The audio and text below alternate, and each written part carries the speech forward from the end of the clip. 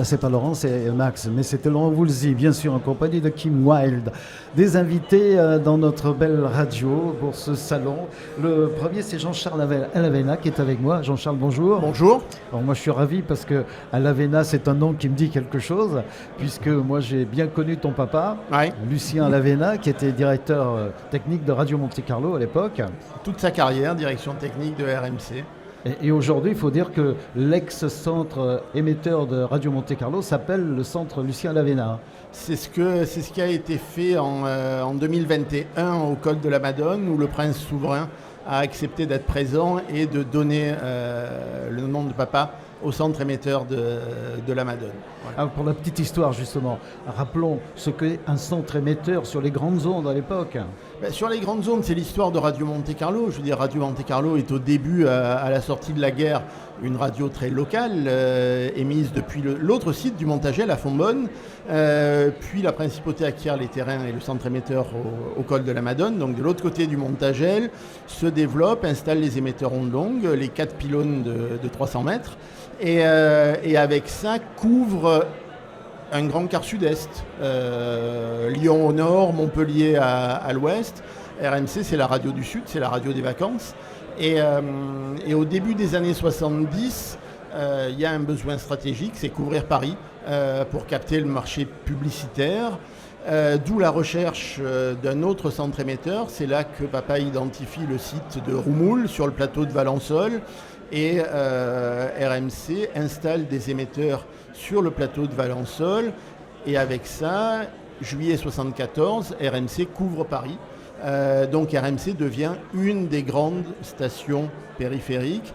Et dans les mois qui suivent, l'audience est à la hauteur. C'est-à-dire qu'RMC, Europe, RTL et France Inter, donc le média de service public, sont les 4 grandes radios nationales françaises, puisqu'avec Roumoul, c'est le nord de Paris, c'est Bordeaux, c'est Toulouse qui sont couverts, donc quasiment tout le territoire. Il faut dire que c'est exceptionnel déjà à l'époque, puisque les centres émetteurs des autres radios étaient hors de France. Là, c'était en France. Voilà, alors là, c'était en France.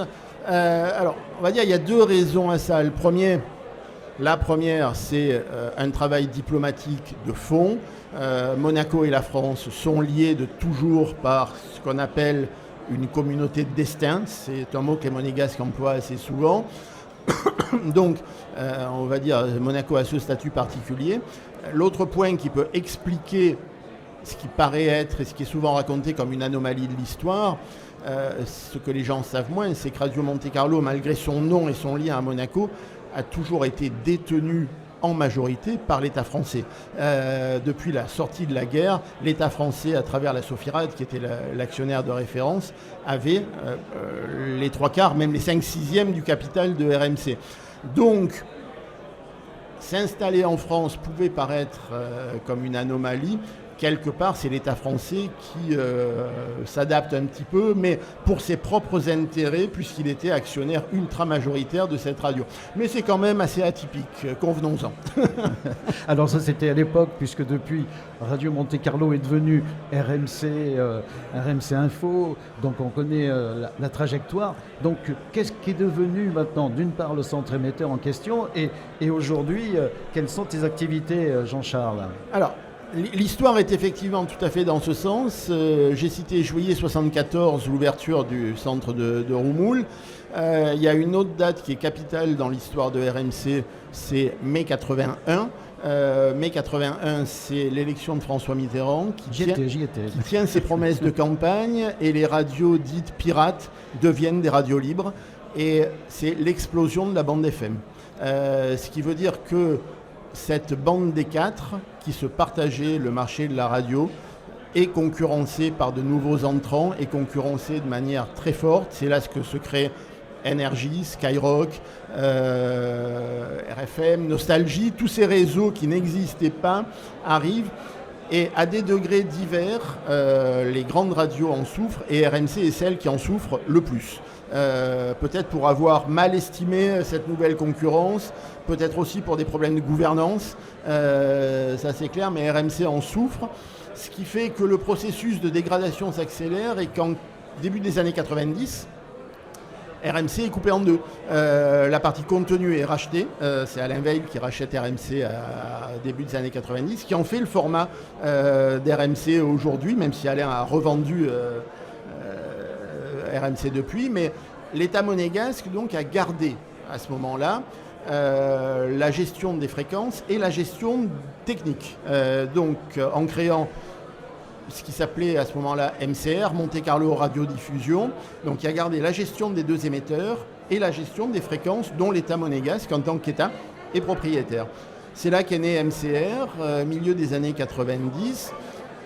On a changé de nom il y a quelques années pour adopter la marque Monaco Média Diffusion, pour intégrer le fait qu'on fait un peu plus que de la radio aujourd'hui, puisqu'on a aussi de la TNT par exemple, pour TV Monaco et pour Monaco Info. Donc ce sont des métiers. Aujourd'hui, MMD fait un pur métier de diffuseur. C'est-à-dire que nous ne proposons plus du tout de contenu. Ça, c'était la partie qui est sortie. MMD fait un métier de diffusion. Tout l'intérêt de notre présence ici pour rencontrer des clients, pour rencontrer des diffuseurs et pour constater l'évolution du métier. C'est-à-dire que nous, en 2021, on perd l'onde longue, puisque toutes les stations périphériques décident d'arrêter les ondes longues, RMC, RTL, tout ça. C'est un choc violent pour un diffuseur, je veux dire, parce que c'était un tiers du chiffre d'affaires qui disparaît sans que personne ne soit coupable ou quoi que ce soit. Arrêt. On diffuse encore de l'onde moyenne, on sait que c'est fragile. Et aujourd'hui, l'essentiel de notre diffusion, c'est la bande FM. Donc pour à peu près toutes les stations françaises pour lesquelles nous proposons un service entre Menton et Saint-Tropez, on va dire, et une grosse évolution vers le DAB.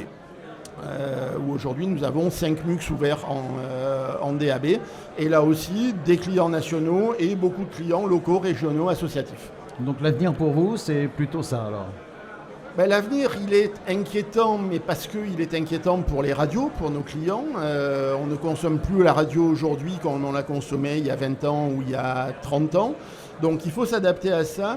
Donc l'avenir pour nous, il est double. Et c'est, tu citais ma présence dans MMD, elle répond à ça. C'est nos clients existants et voir comment on peut travailler différemment, mieux avec eux. Faut-il aller vers le numérique? Faut-il aller vers d'autres sujets? Et l'autre sujet, c'est qu'est-ce qu'on peut faire qui n'est plus de la radio pure, mais qui est aux frontières de ces métiers de la radio, à partir du moment où on a 2 sites extraordinaires au col de la Madone et à Roumoul, des sites qui étaient remplis et suroccupés par les émetteurs ondes longues, ondes moyennes. Aujourd'hui, on ne fait plus ça, ça laisse de l'espace. Donc, il y a des métiers, les télécoms, l'informatique, l'énergie. C'est très bateau de parler aujourd'hui de data center, mais pourquoi pas? Je veux dire, on est capable d'héberger des choses. Donc la réflexion sur les métiers, elle est là aujourd'hui, sans se fermer aucune porte, en ayant prêt à discuter avec beaucoup de gens pour se dire, la radio, ça reste évidemment, c'est l'histoire, c'est le cœur de métier. Il y a 80 ans de métier derrière nous aujourd'hui, et il y a un héritage à respecter. Mais si on veut être lucide, tu le sais mieux que nous, je veux dire, peut-être que dans 10 ans, la FM n'existe plus. C'est ce qu'on nous rappelle à longueur de temps. Et si la FM n'existe plus, le métier radio chez MMD, il va être compliqué. Bien, on souhaite bon courage, en tout cas, bon salon.